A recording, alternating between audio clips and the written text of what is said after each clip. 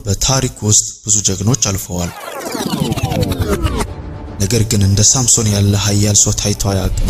በአንድ ወቅት የሺህ ሰዎችን ሰራዊት በአህያ መንጋጋ ብቻ ያረፈረፈ፣ አንበሳን በባዶ እጁ ገነጠለና ግዙፍ የከተማ በሮችን በትከሻው የተሸከመ ሰው። ጥንካሬው ከሰው በላይ ቢሆንም ውድቀቱ ግን አሳዛኝ ነበር።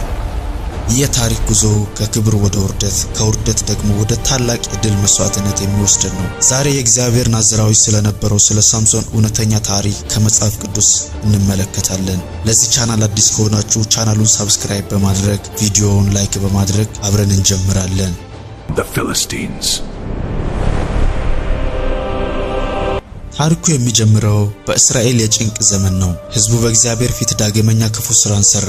እግዚአብሔርም ለ40 አሰቃቂ ዓመታት ለጨካኞቹና ለኃያላኑ ፍልስጤማውያን አሳልፎ ሰጣቸው። እስራኤልን በባርነት ቀንበር ስር ሆና ነፃ አውጪ ተናፍቅ ነበር። በዚህ መከራ መካከል ግን በጾርዓ ምድር ተስፋ የቆረጠ በሚመስል በአንድ ቤት ውስጥ ተአምር ሊፈጠር ነበር። ከዳን ወገን የሆነ ማኑሄ የሚባል ሰው ነበር። ሚስቱም መካን ነበረች፣ መውለድ የማትችል በዝምታና በለቅሶ የምትኖር ሴት። ነገር ግን አንድ ቀን አስደንጋጭ ብርሃን በፊቷ በራ። የሰማይ መልአክ በፊቷ ቆሞ እንዲህ አላት፣ እነሆ አንቺ መካን ነሽ፣ ልጅም አልወለድሽም፣ ነገር ግን ትጸንሻለሽ፣ ወንድ ልጅም ትወልጃለሽ አላት። አንድ ጥብቅ መመሪያ አከለበት። አሁንም ተጠንቀቂ፣ የምትወልጂው ልጅ ቅዱስ ነውና የወይን ጠጅንና የሚያሰክር ነገር አትጠጪ፣ ርኩስ ነገርም አትቢ፣ ምክንያቱም የሚወለደው ሕፃን ተራ አይደለም። ልጁ ከእናቱ ማህፀን ጀምሮ ለእግዚአብሔር የተለየ ናዝራዊ ይሆናል። በራሱ ላይ ምላጭ አይድረስበት። እርሱም እስራኤልን ከፍልስጤማውያን እጅ ማዳን ይጀምራል።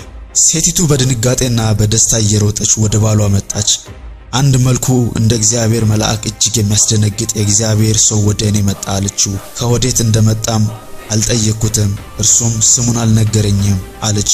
መልአኩም የነገራትን ምስጢር አካፈለችው።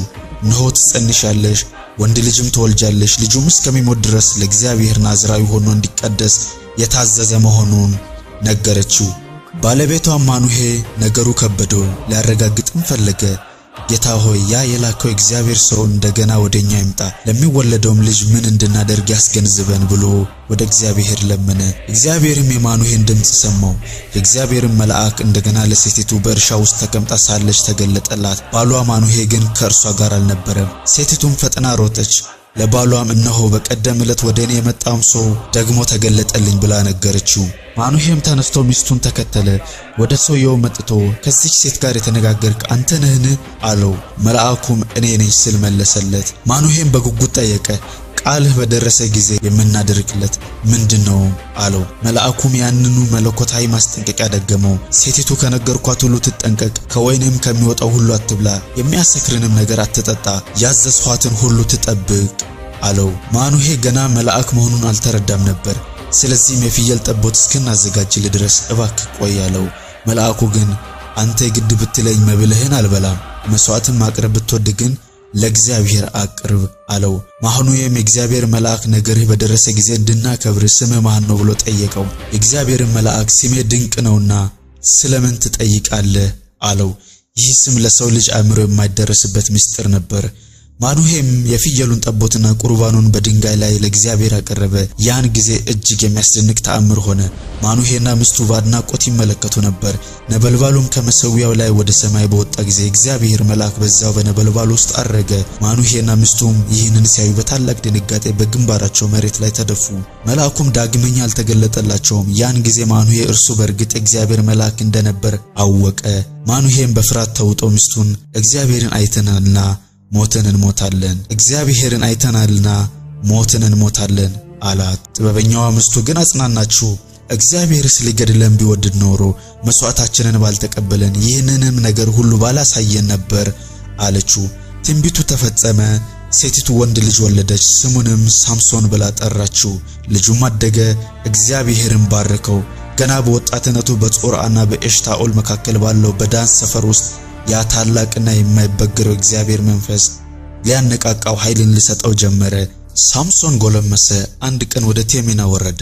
በዚያም አንዲት ፍልስጤማዊት ሴት አየ። ወደ ቤቱም ተመልሶ ወላጆቹን እርሷን አምጡልኝ፣ ዓይኔ ወድዳታለችና አላቸው።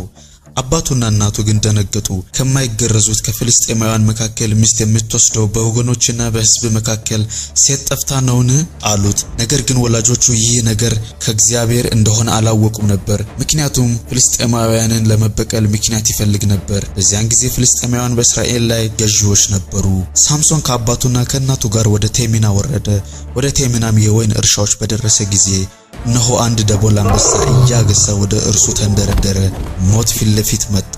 ነገር ግን በዛች ጭንቅ ቅጽበት እግዚአብሔር መንፈስ በሳምሶን ላይ በኃይል ወረደበት።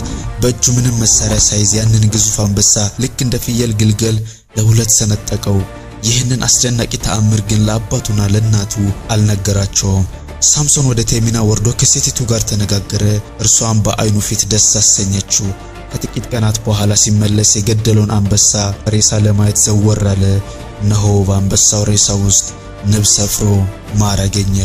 ማሩንም በእጁ ወስዶ እየበላ ሄደ። ለአባቱና ለእናቱም ሰጣቸው። ነገር ግን ማሩን ከአንበሳው ሬሳ እንዳገኘው አልነገራቸውም። አባቱም ወደ ሴቲቱ ቤት ወረደ። ሳምሶንም በዚያ 7 ቀን የሚቆይ የሰርግ ግብዣ አደረገ። ፍልስጤማውያንም ባዩት ጊዜ አብሮት እንዲሆኑ 30 ሚዜዎችን አመጡለት።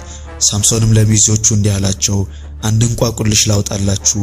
በሰባቱ የሰርግ ቀናት ውስጥ ብትነግሩኝ 30 የጥጥ ልብስና 30 መለወጫ ልብስ እሰጣችኋለሁ። ባትነግሩኝ ግን እናንተ ትሰጡኛላችሁ። እነርሱም እንቋቁልሽን አውጣ እንስማው አሉት። ሳምሶን እንቋቁልሹን ተናገረ። ከሚበላው መብል ወጣ፣ ከብርቱም ጣፋጭ ወጣ። 3 ቀን ሙሉ ቢሞክሩ ምስጢሩን ሊፈቱት አልቻሉም። በሰባተኛው ቀን ሚስቱን አስፈራሯት። እንቋቁልሹን እንዲነግረን ባልሽን አባቢው፣ ካልሆነ ግን ያንቺንና አባትሽን ቤት በእሳት እናቃጥላለን፣ ንብረታችንንም ልትቀሙን ነው የጠራችሁን አሏት። የሳምሶን ሚስት በፊቱ እያለቀሰች አንተ ትጠላኛለህ እንጂ አትወደኝም፣ ለወገኖች እንቋቁልሽ አውጥተህ ምስጢሩን ለእኔ አልነገርከኝም አለችው። እርሱ ግን ለአባቴና ለእናቴ እንኳን አልነገርኳቸውም፣ ለአንቺ እንዴት እነግርሻለሁ አላት። እሷ ግን 7ቱን የሰርግ ቀናት ሙሉ በፊቱ እያለቀሰች ነፍሱን አወከችው። በሰባተኛው ቀን ፀሐይ ሳትጠልቅ ሳምሶን በጭንቀት ተሸንፎ ምስጢሩን ነገራት። እሷም ለወገኖቹ አሳልፋ ሰጠችው። የከተማው ሰዎችም መጥተው ከማር የሚጣፍጥ ምን አለ፣ ከአንበሳስ የሚበረታ ምን አለ አሉት። ሳምሶንም በቁጣ በደልባዬ ባላረሳችሁ እንቋቁልሽን ባላወቃችሁት ነበር አላቸው። ያን ጊዜ እግዚአብሔር መንፈስ በኃይል ወረደበት።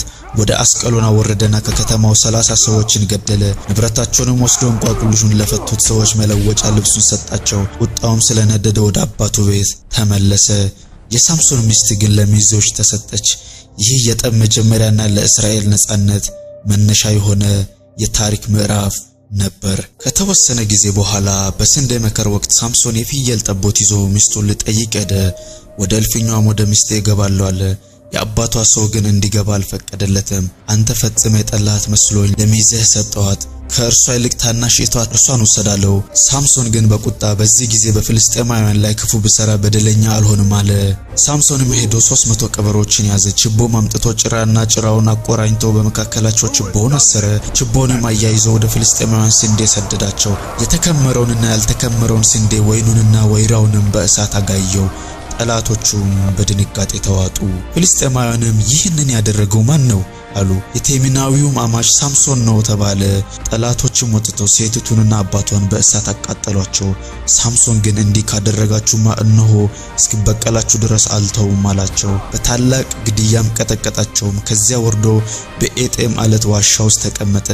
ፍልስጤማውያንም ሰራዊታቸውን ይዘው ወደ ይሁዳ መጡ። የይሁዳ ሰዎችም ለምን መጣችሁብኝ አላቸው። እነርሱም ሳምሶንን ልናስረው ያደረገብንንም ልናደርግበት መጥተናል አሉ። ያን ጊዜ 3000 የይሁዳ ሰዎች ወደ ኤጤም አለት ዋሻ ወርደው ሳምሶንን ፍልስጤማውያን ገዢዎቻችን እንደሆኑ አታውቅምን? ይህን ያደረግብን ምንድነው አሉት። እነርሱም ልናስርና ለፍልስጤማውያን አሳልፈን ልንሰጥ መጥተናል አሉት። ሳምሶንም እናንተ ራሳችሁ እንዳትገድሉኝ ማሉልኝ አላቸው። አንገድልም፣ ግን አጥብቀን አስረን እንሰጣለን ብሎ በሁለት አዳዲስ ሰንሰለቶች አስረው ከአለቱ ዋሻ አወጡት። ወደ ሌኪ በደረሰ ጊዜ ፍልስጤማውያን በደስታ እየጮሁ ሊቀበሉት ወጡ። በዛች ቅጽበት ግን የእግዚአብሔር መንፈስ በኃይል ወረደበት።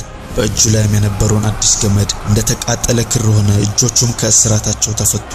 በአቅራቢያው የወደቀ አንድ ትኩስ የአህያ መንጋጋ አጥንት አገኘ። እጁንም ዘርግቶ ወሰደው። በእርሱም 1000 የታጠቁ ወታደሮችን ገደለ። ሳምሶን እንዲህ ብሎ ፎከረ፣ በአህያ መንጋጋ 1 ክምር 2 ክምር፣ በአህያ መንጋጋ 1000 ሰው ገደልኩ። ተናግሮ ሲጨርስ መንጋጋውን ከእጁ ጣለ። የዚያንም ስም ቦታ ራማት ሌኪ ብሎ ጠራው። እጅግ ተጠምቶ ነበርና ወደ እግዚአብሔር ጮኸ። አንተ በባሪያ እጅ ይህንን ታላቅ ድል ሰጥተሃልና አሁን ግን በጥም ልሙት ወይስ በማይገርዙት እጅ ልውደቅ? እግዚአብሔርን በሌኪ ያለውን ጉድጓድ ሰነጠቀ፣ ከእርሱም ውሃ ወጣ፣ ጠጣና ነፍሱ ተመለሰች በረታም። ስለዚህም የዚያን ምንጭ ስም ኤንሐቆሬ ብሎ ጠራው። ሳምሶን ወደ ጋዛ ሄደ። የከተማውም ሰዎች ሳምሶን ወደዚህ መጥቷል ብሎ ከበቡት። ሊገድሉትም ሲያድቡ እኩለ ሌሊት ድረስ በከተማው በር አጠገብ ጸጥ ብሎ ቆዩ። ሳምሶን ግን እኩለ ሌሊት ተነሳ፣ የከተማይቱን በር መዝጊያዎችንና ሁለቱን መቃኖች ነቀለ። ከመሻገሪያውም ጋር በትከሻው ተሸክሞ በኬብሮን ፊት ለፊት ወዳለው ወደ ተራራው ራስ ወሰዳቸው። ኃይሉ አሁንም አስደናቂ ነበር። ከዚህ በኋላ በሶረክ ሸለቆ የምትኖረው ደሊላ የምትባል ሴት ወደደ። የፍልስጤማውያን መኳንንት ወደ እርሷ መጥተው ታላቅ ኃይሉ በምን እንደሆነ በምንስ ልናሸንፈውና ልናስረው እንደምንችል አባብለሽ ወቅልኝ፣ እኛም እያንዳንዳችን 100 ብር እንሰጥሻለን አሏት። ደሊላም ሳምሶንን ታላቅ ኃይል በምን እንደሆነ በምንስ እንደምትታሰርና እንድትሸነፍ እባክህ ንገረኝ አለችው። ሳምሶን ግን 3 ጊዜ ዋሻት። ባልደረቁ 7 እርጥብ ጅማቶች ብታስሩኝ ደካማ ሆናለሁ አላት። አሰሩት፣ ነገር ግን እንደተቃጠለ ፈትል በጠሰው። በአዲስ ገመድ ብታስሩኝ አላት። እርሱንም እንደ ስስ ክር በጠሳቸው። የራስ ፀጉር ከድር ጋር ብትገምጁ አላት። በሩንም ነቅሎ ወጣ። ደሊላ ግን ተስፋ አልቆረጠችም። ልብህ ከእኔ ጋር ሳይሆን እንዴት እወድሻለሁ ትለኛለህ? 3 ጊዜ አታለልኸኝ እያለች በየቀኑ በነገሯ ስታስጨንቀውና ስትወተውተው ነፍሱ እስከ ሞት ድረስ ተጨነቀ። በመጨረሻ ምስጢሩን ሁሉ አፈሰሰላት። ከሰማይ ጀምሮ ለእግዚአብሔር የተለየው ናዝራዊ ነኝ፣ ፀጉሬ ብላጭ፣ ኃይሌ ከኔ ይሄዳል፣ እንደማንኛውም ሰው ደካማ እሆናለሁ አላት። ደሊላ ምስጢሩን እንደነገራት ባወቀች ጊዜ ጠላቶቹን ጠራች፣ በጭኗም ላይ አስተኛችውም። አንድ ሰውም ጠርታ 7ቱን የራሱን ጉንጉን አስላጨች። ኃይሉም ተለየው። ሳምሶን ሆይ ፍልስጤማውያን መጡብህ ስትለው ከእንቅልፉ ነቅቶ እንደ ቀድሞ የሚወጣ መሰለው። ነገር ግን እግዚአብሔር ከእርሱ እንደተለየ አላወቀም ነበር። ጠላቶቹም ያዙት፣ ዓይኑንም አወጡት፣ ወደ ጋዛም አውርደው በነሐስ ሰንሰለት አሰሩት። በግዞት ቤትም እህል ያስፈጩት ነበር።